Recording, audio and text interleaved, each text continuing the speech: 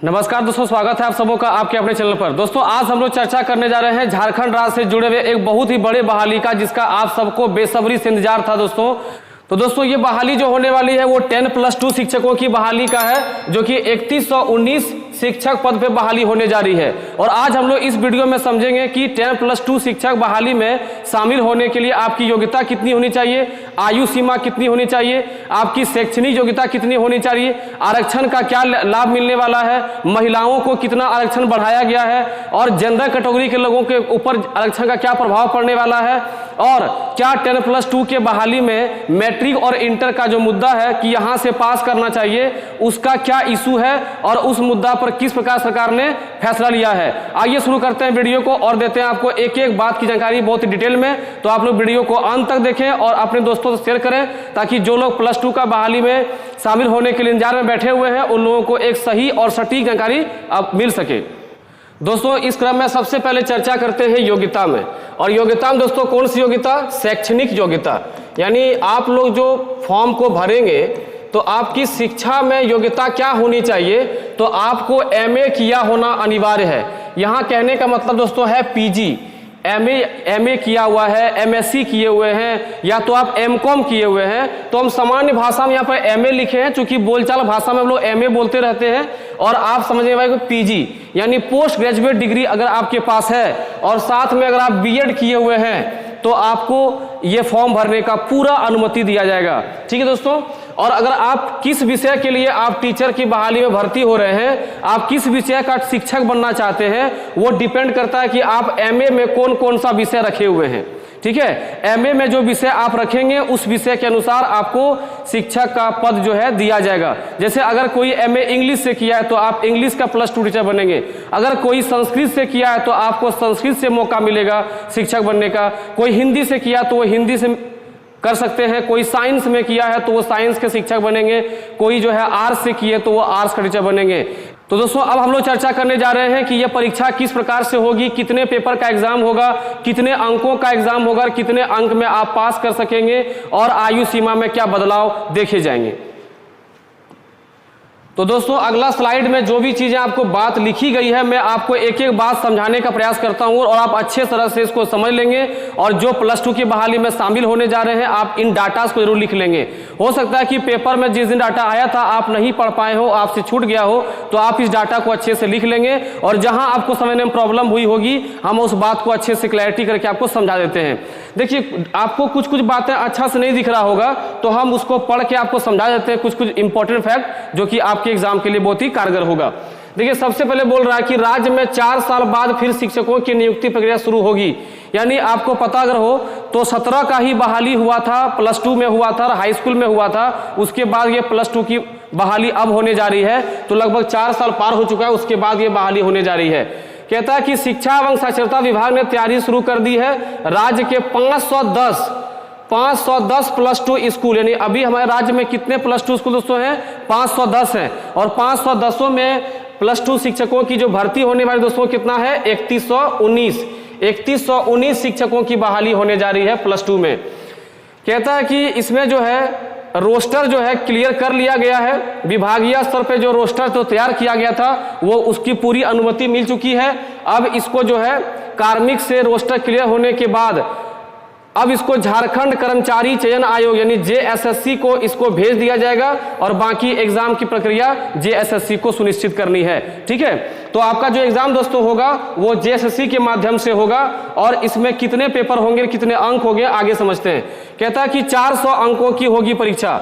रांची नियुक्ति प्रक्रिया 400 अंकों की होगी। एक पत्र में अंक का सामान्य ज्ञान और हिंदी, यानी दोस्तों जीके का और हिंदी का जो परीक्षा होगी वो पेपर 1 में होगी।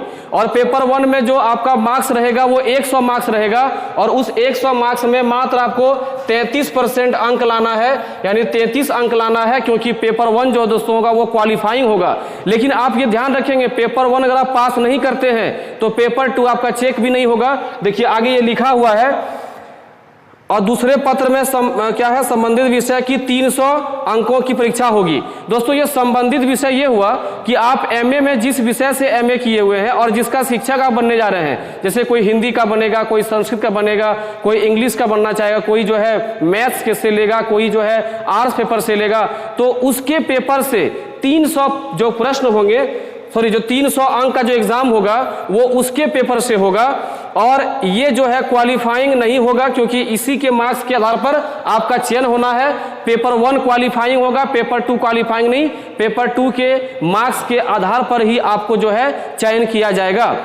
तो दोस्तों यहाँ देखिए लिखा है कि मेरिट लिस्ट तैयार करने के लिए प्रथम पत्र का अंक नहीं जोड़ा जाएगा। यानी जब मेरिट लिस्ट निकाला जाएगा तो आपका जो प्रश्न पत्र 1 है, जो कि 100 मार्क्स का जीएस है और हिंदी है, उसके मार्क्स को नहीं जोड़ा जाएगा। उसमें केवल 33% में पास हो जाएगा। जबकि द्वितीय प्रश्न पत्र की जांच नहीं होगी अगर आप पास नहीं करते हैं पेपर 1। ध्यान दीजिएगा, पेपर 1 अगर पास नहीं करते हैं तो आपका पेपर 2 जांच नहीं होगी। और 50% के साथ अगर आप पेपर 2 पास करते हैं तभी आपको चयनित माना जाएगा। और अगर यदि आप ज्यादा लाएंगे तो आपका चांस है कि आपको जो है जॉब मिलेगा। यानी पेपर 2 क्लियर करने के लिए आपको 50% मार्क्स चाहिए, लेकिन अगर आपको जॉब लेना दोस्तों तो आपको मैक्सिमम से मैक्सिमम जो है आपको अंक लाने का प्रयास करना है। अब देखिए यहां पर उम्र को लेकर के क्या दिया गया, 40 वर्ष तक के अभ्यर्थी कर सकेंगे आवेदन। यानी कि जो पहले 37 हुआ करता था, अब 37 या 35 था, आई थिंक 37 था उसका उम्र, अब उसको जो है 40 कर दिया गया है। और अलग अलग कैटेगरी में भी देखिए बढ़ाया गया है। न्यूनतम उम्र दोस्तों 21 वर्ष है, ध्यान रखिएगा, 21 वर्ष न्यूनतम उम्र है। और उसके बाद मैक्सिमम कितना हो गया, 40 वर्ष हो गया है। ठीक है, अधिकतम उम्र 40 वर्ष किया गया है। महिला के लिए 43, यानी महिलाओं को 3 साल का अतिरिक्त छूट दिया गया है। और पिछड़ा वर्ग यानी ओबीसी वगैरह जो होगा उसमें आपको 42 वर्ष 2 वर्ष एक्स्ट्रा छूट है। एससी एसटी कैटेगरी के लिए अभ्यर्थियों को 45 वर्ष यानी 5 वर्ष एक्स्ट्रा छूट है। और विकलांग को भी 5 वर्ष की सीमा एक्स्ट्रा दी गई है, ये आप ध्यान रखेंगे। अब दोस्तों इसमें आपको सबसे महत्वपूर्ण बात यह ध्यान रखना है कि इसमें विज्ञान के विषयों में सबसे अधिक पद दिए गए हैं। अगर 3119 पदों पर अगर प्रक्रिया शुरू होगी तो उसमें बहुत अधिक चांस है कि 60 से 70% तक का जो सीट होगा वो साइंस शिक्षक के लिए होगा। तो साइंस वालों के लिए बहुत बड़ी गुड न्यूज है, आप तैयारी में अभी से दोस्तों लग जाए।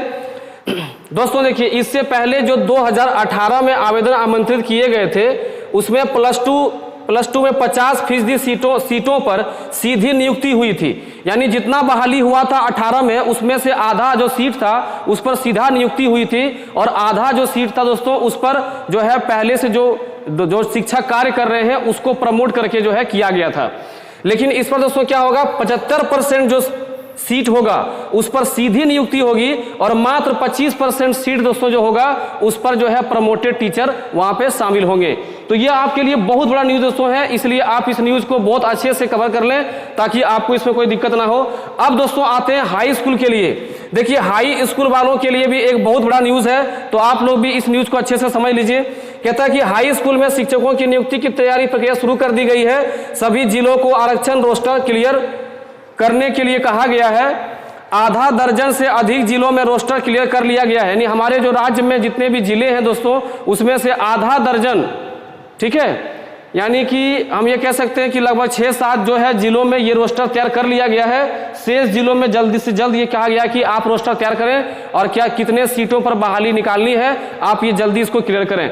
तो आपका जो सरकार है वो बहुत प्रयास कर रही है कि हाई स्कूल और 10+2 ये दोनों बहाली जल्द से जल्द किया जाए, क्योंकि शिक्षकों की कमी बिल्कुल है, आप भी ये जानते हैं। तो दोस्तों ये आपके लिए बहुत बड़ा न्यूज़ था, इस चीज़ को आप अच्छे से माइंड में रखें कि आपका सिलेबस क्या होने जा रहा है, एग्जाम कितनी होगी, आयु सीमा क्या होगी, ताकि आपको आगे समझने में दिक्कत ना हो।